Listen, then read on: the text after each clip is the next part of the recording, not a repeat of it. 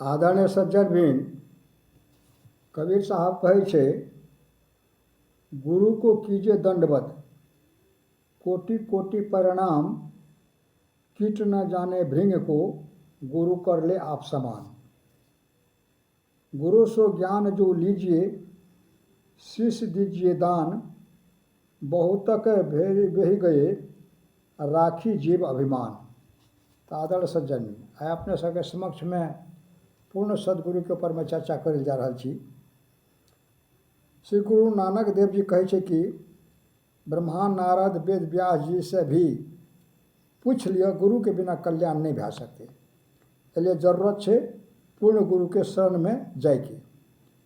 श्रीमद् भागवत में कहने छै कि यदि मनुष्य अपन सर्वोत्तम कल्याण चाहे छै तो ओकरा चाही कि वेद के पारंगत अर्थात शब्द ब्रह्म के जाने वाला, सब संशय मिटावे वाला, परम ब्रह्म के स्वरूप के जाने वाला, शिष्य के ज्ञान प्रदान करे वाला शांत रूप गुरु के पास जाए। गुरुवाणी में गुरु जी के महिमा में गावित हुए कहल गेल छै, एना गुरु के महिमा के गुणगान करते हुए कहने छै कि सदगुरु के कृपा के द्वारा ही जीव में शाश्वत आनंद के प्राप्ति होइ छै। सदगुरु के दया के द्वारा ही जीवन में सत्यता आबै छै और जीव के सत्यता से जोड़े के लिए गुरु हमर समान ही मानव तन धारण करे छै। गुरुवाणी में कहने छै कि दुष्ट मनुष्य नाम के रस कर नहीं जाने के कारण दुर्बुद्धि के वश भै के आवागमन के बंधन में पड़ल रहे छै। जब संत के रूप में सदगुरु मिले छै तब गुण सबके निधान वो परमेश्वर के प्राप्ति कयल जा सकै छै। बहुत सा व्यक्ति सबके ये मान्यता है कि गुरु शरीर में नहीं भै सकते, अर्थात देहधारी सदगुरु नहीं भै सकते, परंतु इतिहास साक्षी है कि आइ तक मनुष्य के जब भी ज्ञान के प्राप्ति भेल छै तो देहधारी सदगुरु के द्वारा ही भेल छै।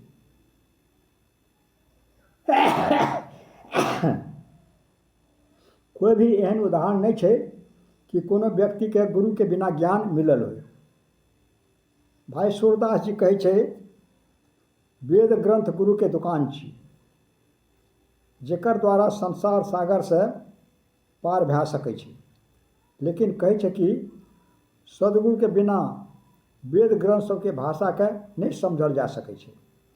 हर समय परमात्मा मानव के रूप में अर्थात सदगुरु के रूप में आबै छै तथा मानव जाति के सत्यता के ज्ञान कराबै छै। जाननाइ छै कि वो वास्तविक रास्ता कौन सा छै जेकर द्वारा हमर कल्याण अर्थात उद्धार भै सकै छै। वो परमात्मा के जाने के लिए जरूरत है एक पूर्ण सतगुरु की।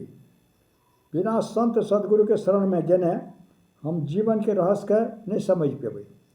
परंतु आज के वर्तमान युग में हम देखै छियै कि गुरु सब के तो कोई कमी छै नहीं।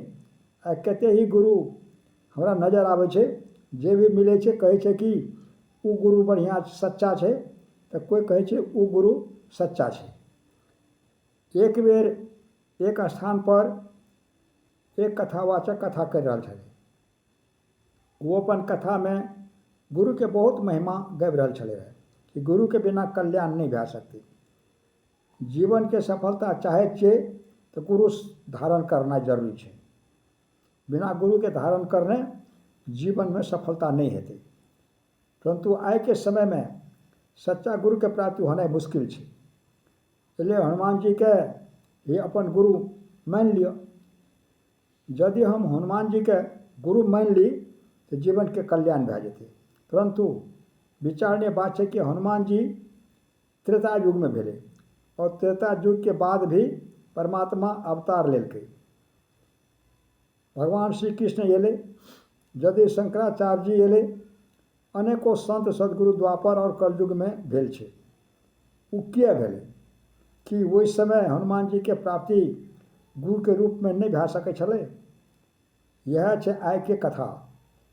करे वाला सबके अज्ञानता जे ई तो जाने छै कि गुरु के पहचान की छै, कोन तरह हम गुरुके पहचानि सकै छी, बल्कि अपन कमीके छिपाबैके लिए अनेको एहन उदाहरण दऽ कऽ मनुष्यके भ्रमित करैत रहै छै।